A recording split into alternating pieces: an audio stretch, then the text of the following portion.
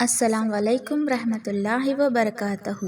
प्यारे बच्चों, आज हम जमात पंजुम हिस्से कवायद में सिफत और मौसूफ के बारे में पढ़ेंगे। पिछली जमात में हम पढ़ चुके हैं कि इस्म की कैफियत या हालात बताने वाले लफ्ज़ को सिफत कहते हैं। मिसाल के तौर पर ये जुमले देखिए। एक टूटा फूटा मकान था। वहाँ एक औरत पुरानी रज़ाई ओढ़े लेटी थी। गंदे कपड़ों में दो बच्चे ज़मीन पर बैठे थे।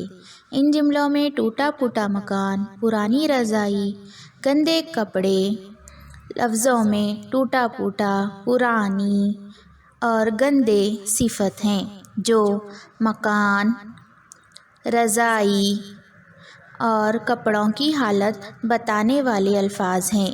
ये दूसरे अल्फाज इस्म हैं।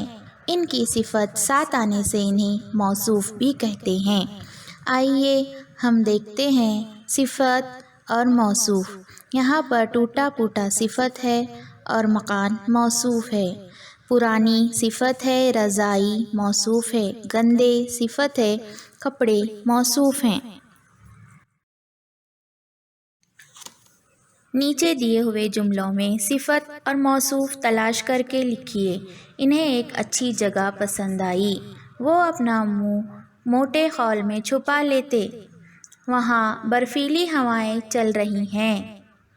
उन्होंने बड़े बड़े पत्ते इकट्ठा किए। दोनों ने इससे खूब पक्का वादा कर लिया।